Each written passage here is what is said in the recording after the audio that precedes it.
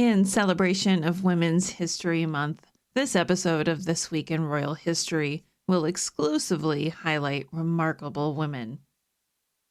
During this special month, we will not only recognize the birthdays and commemorate the deaths of these women, but also delve into their inspiring life stories and significant contributions to history. Get ready to learn about some truly amazing figures.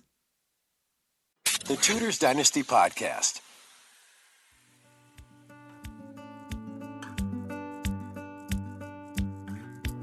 Imagine stepping back in time to the lavish court of Georgian England, a world of intrigue, politics, and royal scandal. It's the year 1749, and the 19th of March marks the birth of a young princess, Louisa Anne, the daughter of Frederick, Prince of Wales, and Augusta of Saxe-Gotha. Her birthplace is Leicester House, an opulent mansion in the heart of London, where the finest nobility gather to celebrate this momentous occasion. But Louisa's life is far from the fairy tale that one might imagine for a royal princess.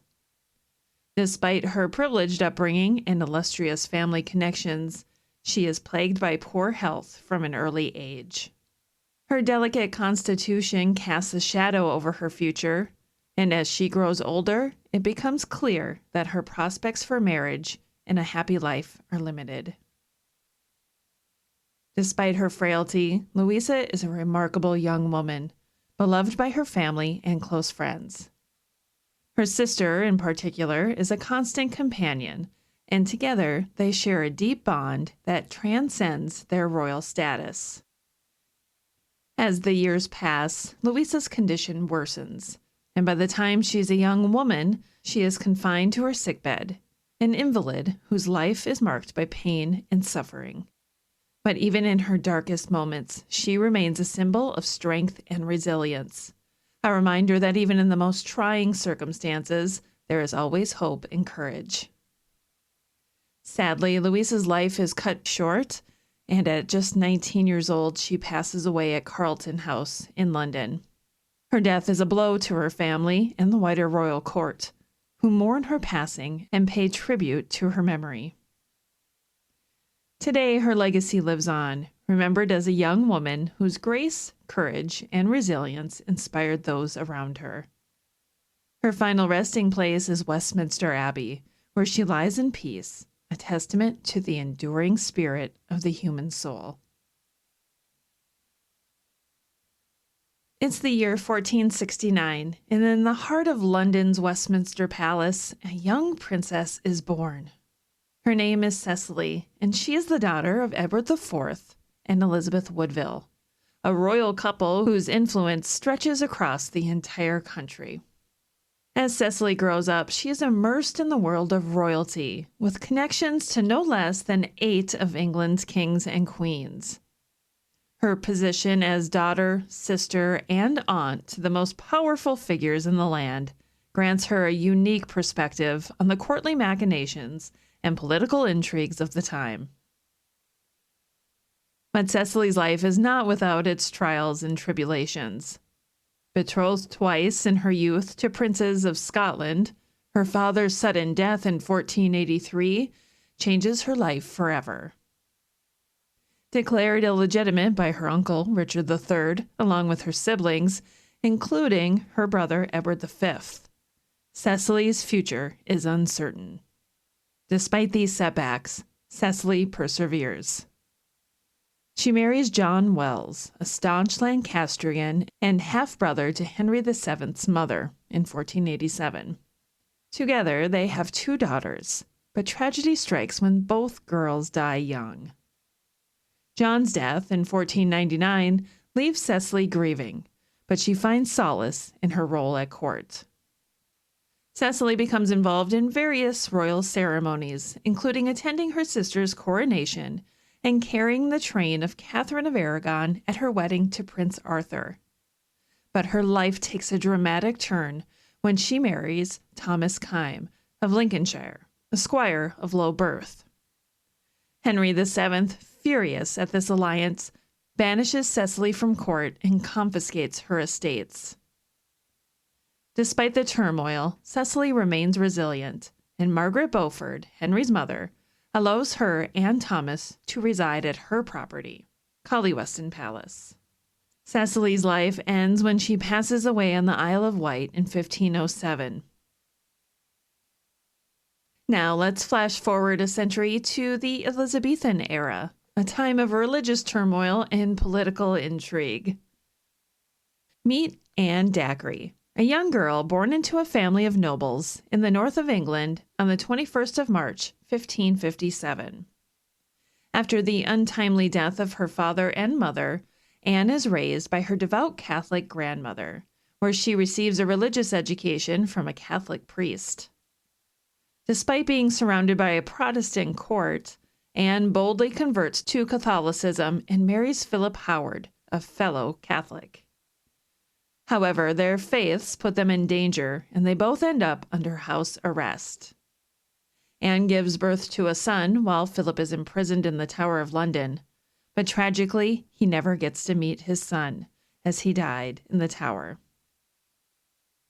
Anne is left to raise their child alone and struggles financially, being denied her inheritance. But through it all, Anne Dacre remains true to her faith and love for her family. Let's travel forward in time to the late Tudor and Stuart eras of England, a time of great change, upheaval, and royal intrigue. It's the year 1590, and in the heart of Yorkshire's Skipton Castle, a young princess is born.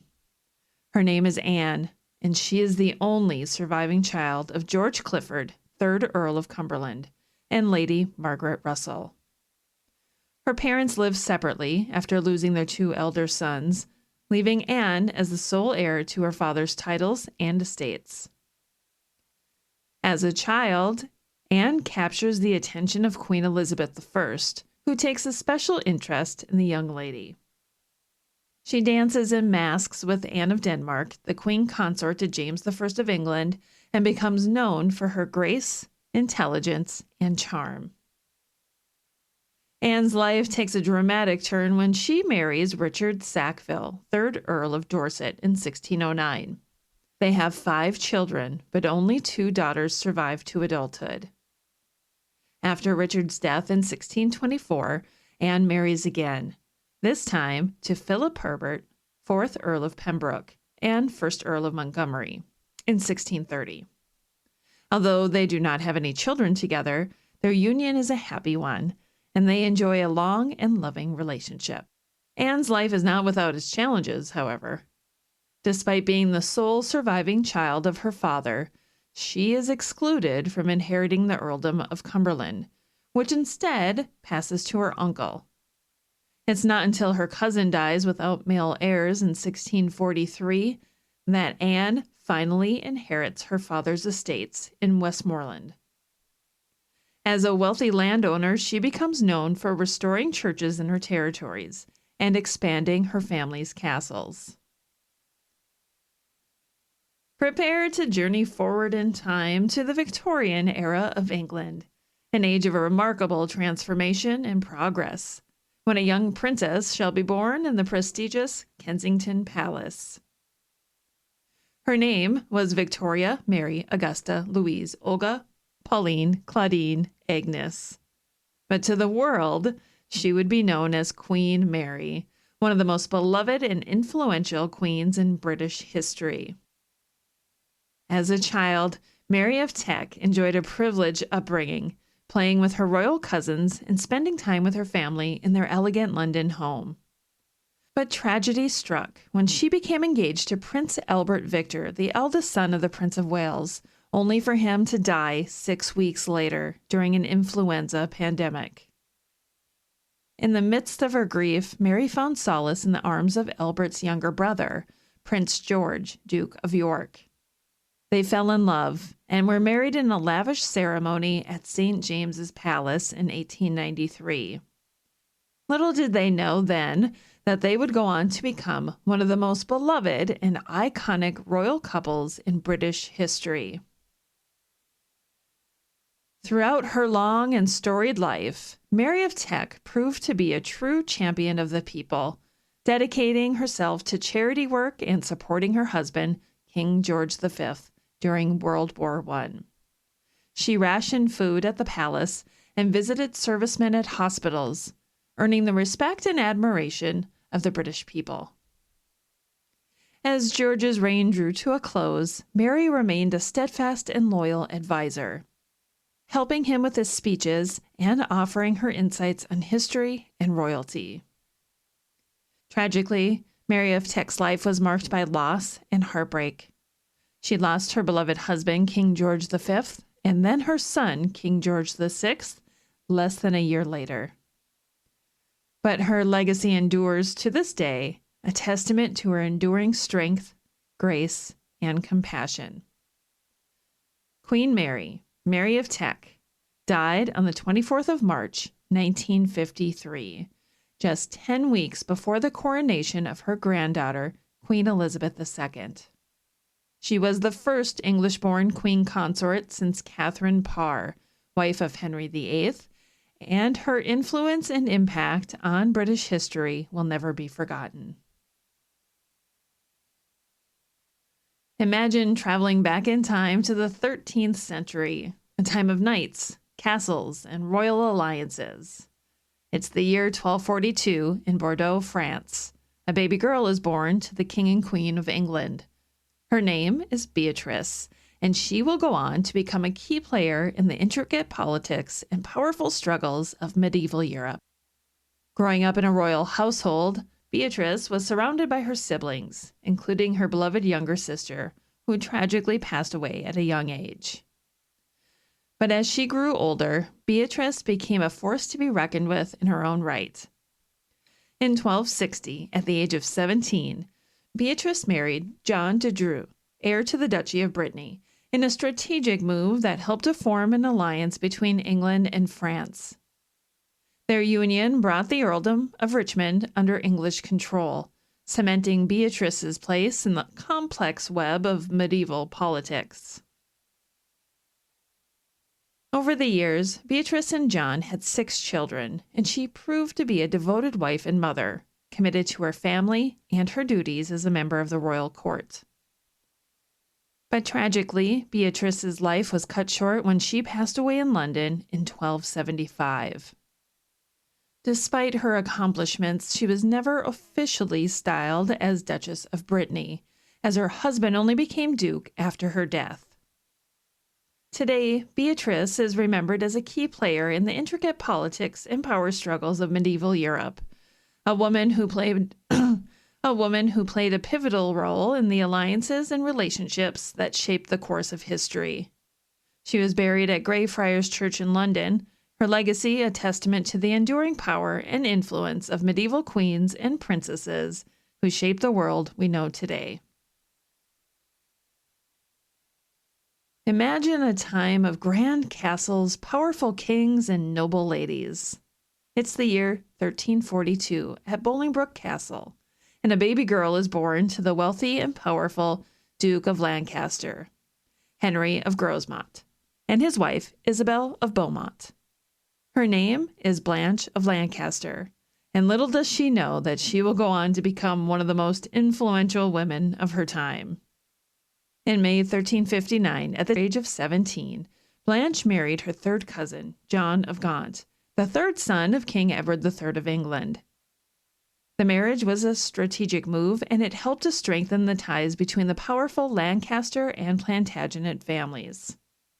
With the death of her father, the title of Duke of Lancaster became extinct, but it was revived and bestowed upon her husband, further cementing their place as one of the most powerful families in England. Together, Blanche and John had 7 children, but only 3 would survive. Blanche's eldest daughter would go on to become Queen of Portugal, and her youngest surviving son would become Henry IV of England, one of the most important monarchs in English history. Blanche passed away at the age of 26, believed to have succumbed to the bubonic plague. But her legacy lived on, and she was buried with great honor and respect at St. Paul's Cathedral, where her husband would eventually join her after his own death. Blanche may have gone too soon, but her influence on the course of English history was profound. She was a powerful and influential woman, a key player in the complex web of politics and alliances that shaped the world of medieval Europe. Even today, her story serves as a reminder of the remarkable women who helped to shape the world we know today. In a time of royal intrigue and political machinations, a girl was born to Henry VII, Holy Roman Emperor, and Margaret of Brabant in 1304. Her name was Marie, and she was destined for greatness. Betrothed at a young age to Louis of Bavaria, she soon found herself at the center of a complex web of alliances and power struggles. Married to Charles IV of France, Marie's life was full of both joy and sorrow. She became pregnant twice, but tragically lost both children before they could be born. And on the 26th of March, 1324, Marie's life was cut tragically short when she gave birth prematurely to a son after falling out of a coach. She was just 20 years old.